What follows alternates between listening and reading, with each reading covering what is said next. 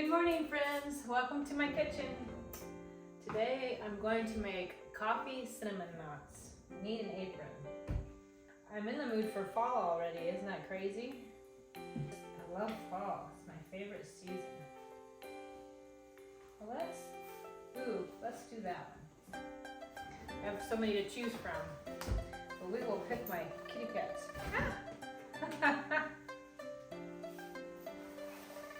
There we go. So yes, we are making coffee cinnamon knots. So they're kind of similar to a cardamom knot in that they've got that little twist knot, but they have a coffee icing.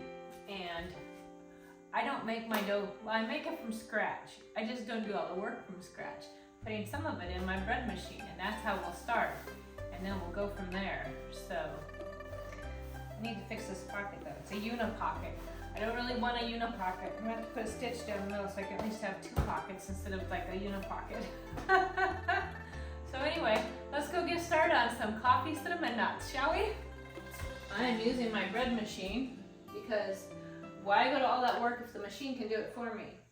And the recipe I'm actually going to cut in half because I just don't want that much.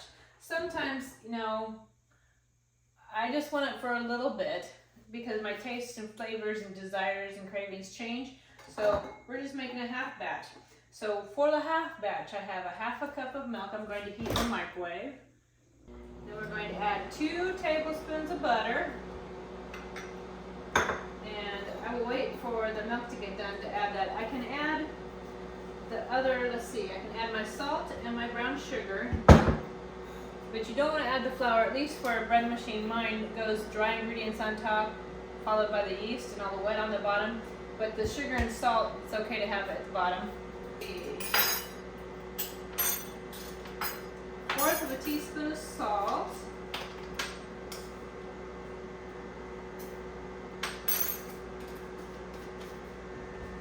And then a tablespoon of brown sugar.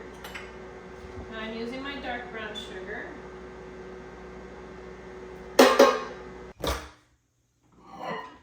Okay, I'll add the milk.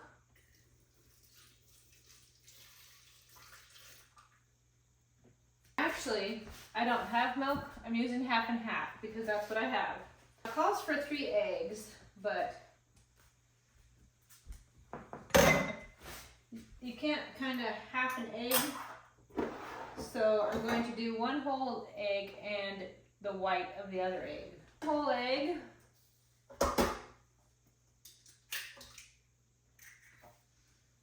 And the white of the other egg. Now if you have a separator, that's great. I don't, so I'm going to, well then I broke that shell. Good thing this is a good shell so I can separate out the yolk. There we go, we'll keep that. And now the last thing to add is flour. And it calls for regular flour, but I'm going to use bread flour so that it has a finer texture and more gluten. Obviously if you're gluten intolerant, this isn't the recipe for you, sorry. So I'm using bread flour because it has more gluten, it'll cause a better rise, be a little bit more fluffy. And it calls for 2 cups, and this is my half cup measure.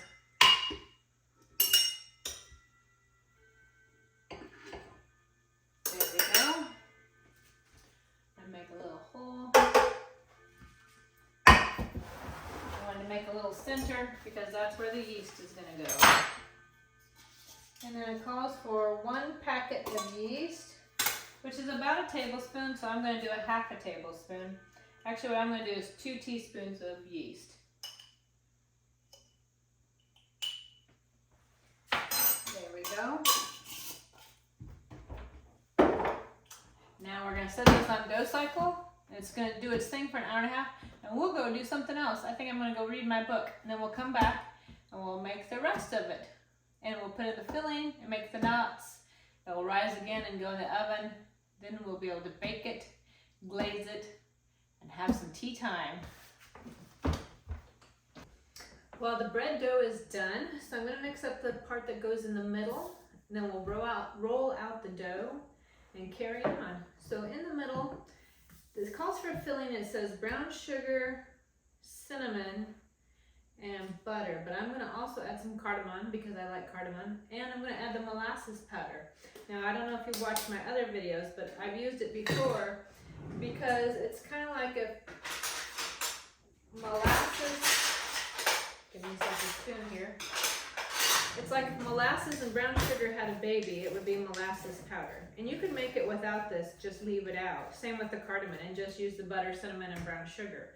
But I'm kicking it up because I can. So, in this little bowl, I need to make a note. Okay, this is what we're doing now. We're doing it my way. So, have the 3 tablespoons of butter.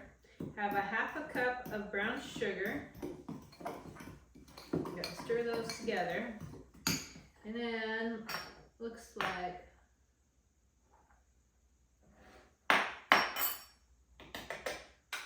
do a 1/2 tablespoon of molasses powder.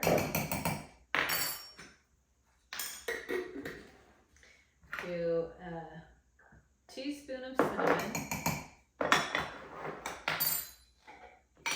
And a 1/2 teaspoon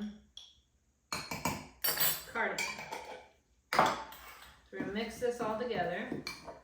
I just want to get this mixed up before I actually roll out the dough. So we'll clean up this mess. So I want to create a floured surface so I can roll this out. Get my favorite rolling pin. Now let's get the dough. Here's our bread dough. It's a nice soft dough.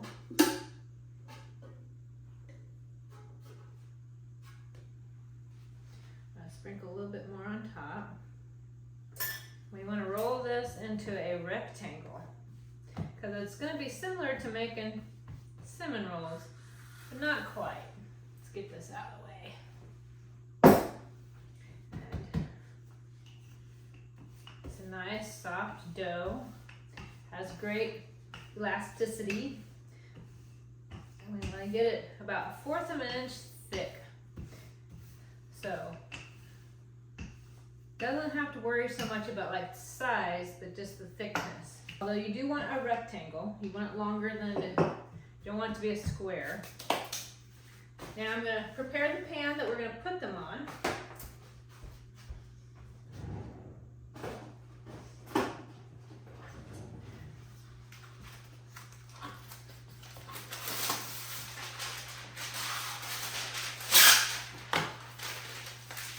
Got a light coat of spray so they don't stick. Now to smear on. Spread this out as best you can. And don't worry if it doesn't cover the whole thing, because as it bakes, it will spread around and seep in and work its way all over. So, now we're going to, it says fold it in half and press it down, because now we want to make knots out of it. I'm going to have my pizza cutter because it's easier to cut this way. So let's cut it in half, cut it in half, and it looks like we'll go ahead and make 8 like this. So then what I want to do is I want to kind of stretch a little bit and turn it into a knot. So you're going to stretch it a little bit, pull it, kind of wrap it around your finger, and then tuck it in like that so it creates a knot. And don't worry, the dough is pretty elastic and pretty forgiving. You see that? So we'll let you do this. That one's not quite as pretty. It helps if you twist it a little bit, I guess. It makes it a little bit prettier. So let's give it a twist. And then we can tuck it in there and get a knot. And I'm sure even if they aren't the prettiest knots, they'll still taste good. So let's get that twisting. Come back around. Put that there. And even if that, don't worry if it kind of falls apart on itself. Because dough's forgiving, like I said, you can fix it and tuck it in and it'll still be pretty. And it will still be tasty, especially when we make the coffee icing. Twist it on itself and put it there. And last little one. And there we go. So now we're gonna let them rise. And then we'll bake them and then we'll ice them with the coffee icing. And then we'll have our coffee cinnamon twists or knots, whichever way you want to call it. More of a knot. All right, they've been rising for a half hour. They're looking pretty good. So now to put them into the oven for 20 minutes. I'm just going to do 10 minutes and then I'll rotate it for a half hour and do another 10 minutes. And please disregard my dirty oven. As my friend Kayla says, I'm a buzzard. And there are the coffee cinnamon knots all done in the oven. You can see they oozed out in the middle a little bit, but that's okay. Still good stuff on the inside. I'm gonna let them cool off a little bit, and then we'll work on the icing to go over them. Let them cool some more, and then we can have some tea time and a little chat. I wish you were here and could smell them though. Oh my gosh, they smell amazing. There is our coffee cinnamon knots, and they look amazing. So now we're going to make the icing to put on them that gives them the coffee flavor. Are you ready? Here we have 2 tablespoons of melted butter. To that, I'm going to add a teaspoon of coffee extract. And if you don't have coffee extract, you could use vanilla, but then it won't have a coffee flavor, which is fine. Then it would taste more like a cinnamon knot or a cinnamon roll. To that, we're going to add 2 tablespoons of maple syrup. And I have a friend that grew up in Maine, so he knows his maple syrup. And he recommends that most of the grocery stores carry A grade maple syrup, but he said B grade has more molasses flavor. So if you can find B grade, that would be great. If you're here in North Carolina, there's this one, and I'm not sponsoring it, I'm just saying we found it. So it's made in Charlotte in the Appalachian Mountains, 100% pure, B and C grade. So it's very mapley. It's amazing. Let's get this stirred. Now we're going to add in powdered sugar. So I'm going to start with 1/4 of a cup and go from there. Wondering if I need my whisk. I think we'll use a whisk.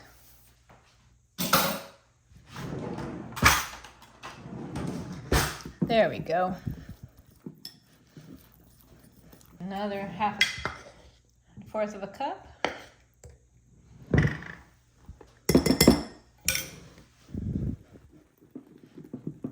I want it to be able to drizzle, so I don't want it to get too much thicker. Let's call that good. Now let's put that on the rolls.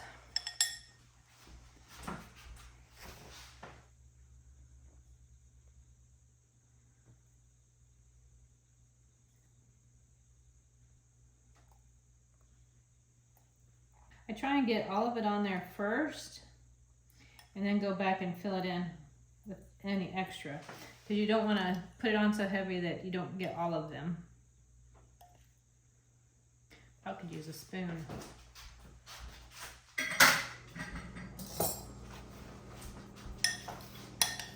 There we go. And there we have our coffee cinnamon knots. So later, in a little bit, when they cool off a bit more, we can have tea time. Hi friends, thank you for joining me for tea time. Got my cacao today. Figure it would go good with the coffee cinnamon knot. Or if you're a coffee person, some coffee or hot tea. or maybe a glass of milk. Just never know. It turned out beautiful. Can't wait to try it.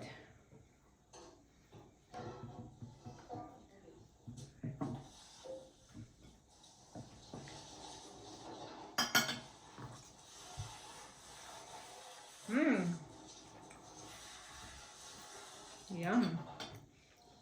Wow. It's not super sweet,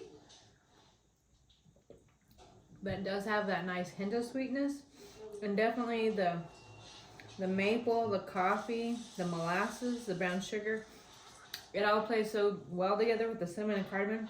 It just feels very warm and cozy. It's like a hug from your stomach up to your head and heart. Yum. Wow.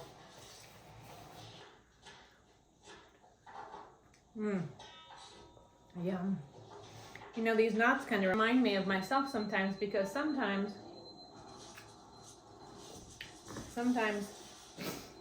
I tie my own self up in knots. I overthink. I'm a very insecure person at times. I just am constantly like, I overthink things like, do they like me? Do they like my channel? Do people really like my baking? Am I very good at it? When I do art, is my art good? Do people like it? And I just constantly think of these things in my head. Or maybe you have bigger worries like, how am I going to make rent?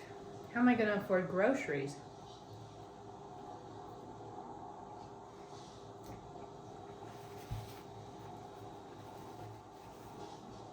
Or maybe you worry about somebody that you love is sick, and are they going to get well?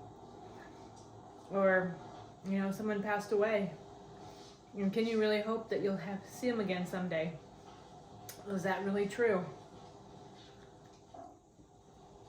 And I don't know about you, but sometimes that stuff, it actually keeps me awake at night or wakes me up at night.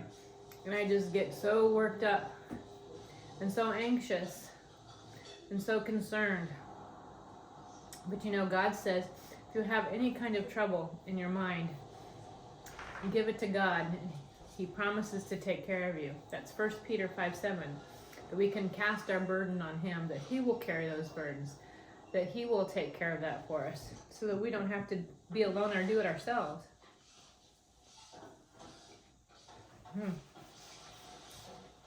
So yummy. I really taste the molasses there, that molasses powder. It's good stuff. And the icing is just enough of a hint of coffee. But God does care about you and whatever burdens. And I'm not saying if you give your burdens to Him, He'll just magically make them go away. Or magically lift all of that. And everything will be hunky-dory in your life and just be all copacetic, you know, moonlight and roses or rainbows and unicorns. But there is something to be said to have someone that's larger than you, bigger than you, that can see everything, that knows everything, that knows more than you can possibly know, carrying that, and can see things that you can't see, because He is God. And you know, some of these people are like, well, I can't see Him, I don't see Him doing things, you know, how do I even know He's real? Or they say, you know, it's pie in the sky because you can't see Him. There's a verse that says that you don't see the wind, but you see the effects of the wind. When it's a windy day, you don't see the actual wind, but you see the leaves blowing, and you see stuff skittering across the street, and you feel it on your face. And that's how God is. We may not see Him, but we can see the things He does, like providing sunshine, or giving you breath in your lungs when you wake up, or being able to see, or hear, or taste, or make yummy things.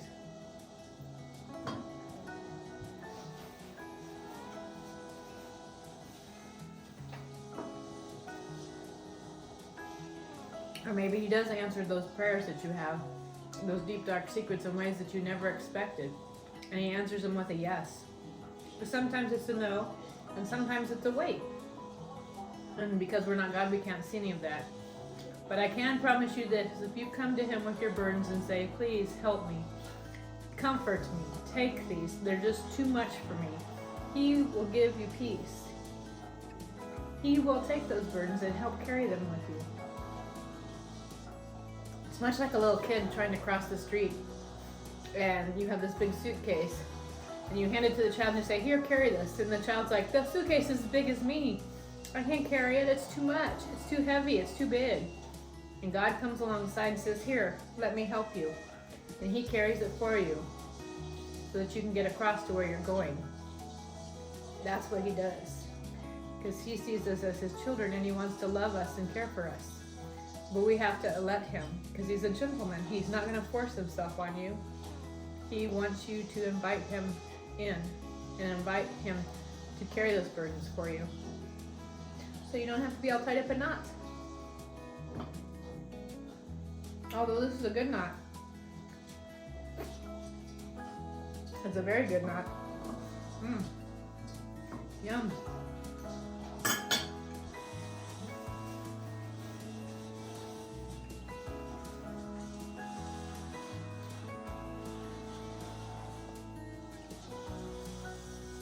Well, I'm glad you joined me today, and I hope you remember the next time you're tied up in knots, there's somebody that wants to carry that burden for you, so you don't have to do it alone. And I hope you'll come back and see me again soon. You never know what we're going to get into next. Always goodies to be had.